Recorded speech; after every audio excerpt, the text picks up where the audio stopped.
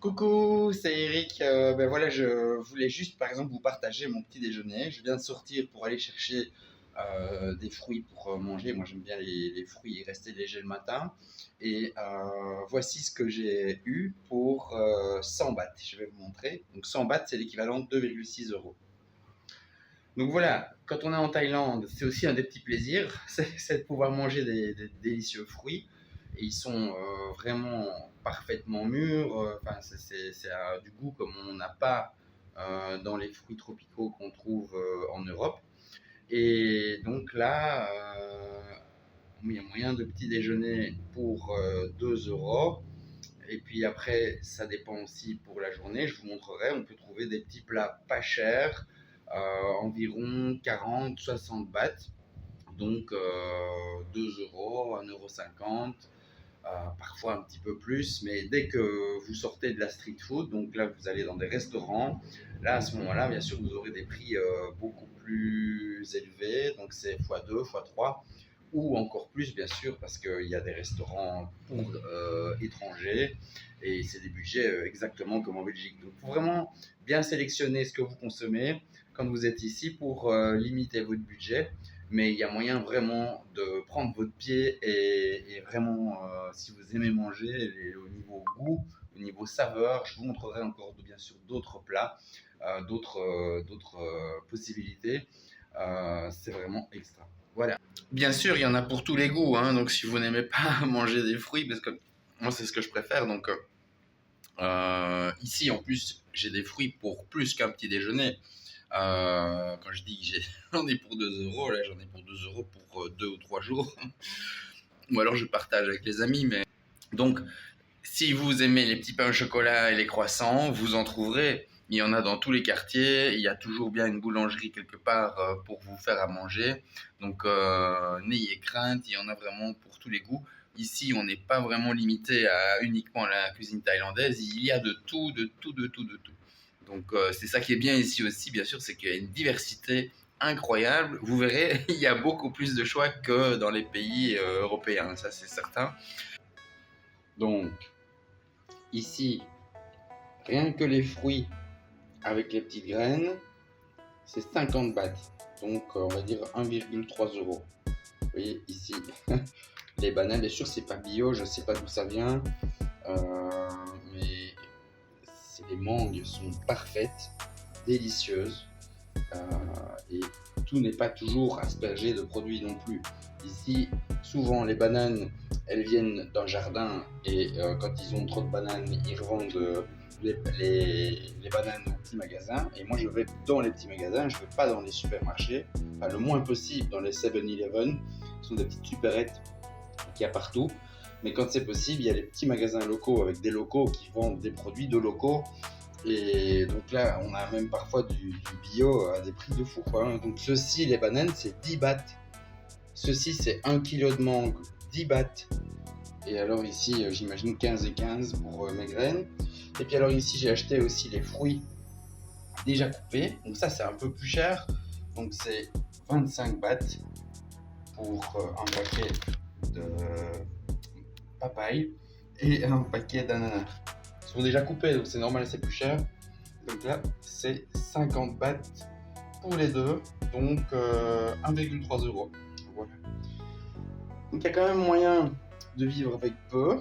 Alors ici aussi, donc pas de cuisine, mais c'est pas grave, j'ai commandé sur Grab, c'est une application pour commander des produits locaux qui viennent en mobilette. Et donc ici j'en ai pour 168 bahts, donc presque 4 euros peut-être. Voilà, il faudrait que je calcule, mais et donc là je pris 2 portions parce que les portions sont un petit peu petites quand même.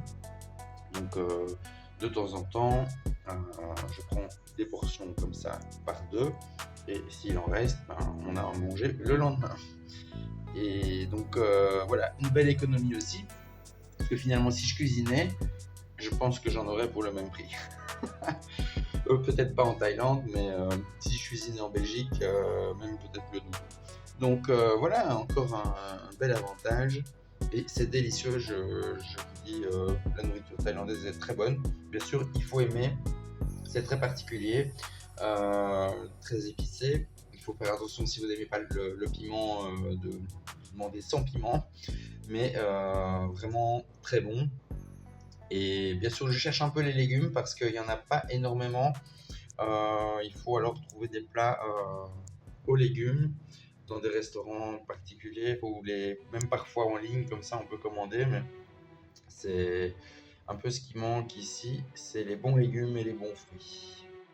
Ce que je veux dire par là, c'est le problème de connaître leur qualité. Pour moi, un légume ou un fruit cultivé naturellement sera bien plus apprécié que celui qui a été cultivé dans une monoculture qui fonctionne aux pesticides. Donc ici, dans les petits plats thaï, dans cette région-ci de la Thaïlande, ils n'utilisent pas beaucoup de légumes en cuisine. Et dans le nord-est, par exemple, en Isan, ils en consomment beaucoup plus dans les plats. Mais encore faut-il savoir comment ils ont été cultivés. Car ici, le DDT, par exemple, un pesticide vraiment dangereux et d'ailleurs interdit en Europe depuis pas mal d'années, eh bien, il est toujours autorisé. Et ce n'est pas le seul. D'où ma méfiance et mon intérêt pour savoir d'où proviennent les légumes et les fruits que je mange. Et surtout, l'intérêt pour moi de pouvoir les cultiver moi-même le plus rapidement possible. Les petites guinguettes pour la street food, ça c'est toujours assez génial. C'est la nourriture ici, on a de la chance, en plus tout est écrit en anglais, donc on peut choisir facilement et faire connaissance avec tous les plats thaïlandais. Et en général, l'avantage dans les street food, c'est le prix. Le porc séché au soleil. Bon, je mange pas souvent des pizzas, mais ici, la pizza livrée en 35 minutes pour 119 bahts, c'est-à-dire 3 €. Voilà, c'est aussi un petit avantage quand on est en Thaïlande. On va voir ça tout de suite. Bon, elle est pas grande. Elle est pas grande, mais elle est très bonne. Et puis, il y a aussi les petits marchés locaux où on peut trouver de tout. C'est un peu plus l'aventure parce qu'il faut arriver à savoir de quoi il s'agit comme nourriture.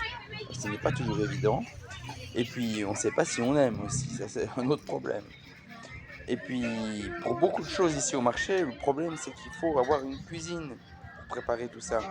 Ce qui n'est pas mon cas pour le moment. Mais il y a quand même pas mal de choses à découvrir, que ce soit même au niveau des fruits, des légumes. Il y a pas mal d'originalité à découvrir. C'est assez sympa.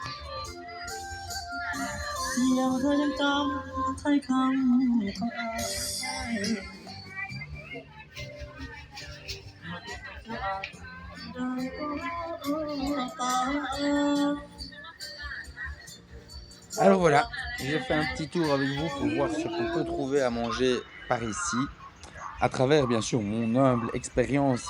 Je n'ai pas encore sillonné toute la Thaïlande, je ne saurais pas vous montrer tout. Un gros souci qui me saute aux yeux pourtant à chaque fois, je ne sais pas si vous l'avez vu, c'est qu'ils utilisent du plastique pour tout. Et ils suremballent encore et encore. Et c'est assez désespérant au niveau pollution. Et les Thaïs, hélas, ont l'air de ne même pas en avoir conscience que c'est un grave problème.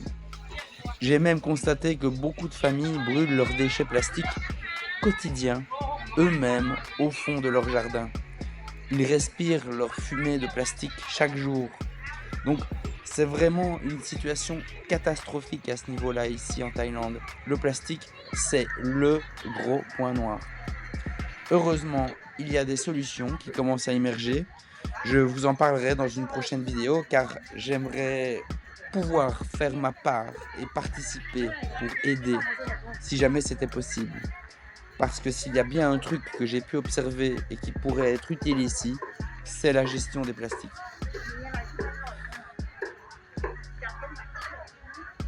Ici, on voit les fruits, c'est super, à des prix incroyables, comme vous avez vu. une diversité de choses que bon, il me faudra des années pour découvrir tout ce qu'il y a à manger en Thaïlande. Et puis bon, l'ambiance est sympathique aussi, hein, ça c'est vraiment génial. Ils sont tous très accueillants, très sympas, c'est vraiment bien. Vous voyez le plastique, et à chaque fois qu'ils vous vendent un paquet en plastique, ils vont encore mettre un autre plastique autour et encore un autre plastique pour que tu le tiennes en main. C'est un truc de fou. Enfin, donc on se retrouve dans une prochaine vidéo pour la suite de ces aventures. Faites un petit like, abonnez-vous si ce n'est pas déjà fait, et à très bientôt.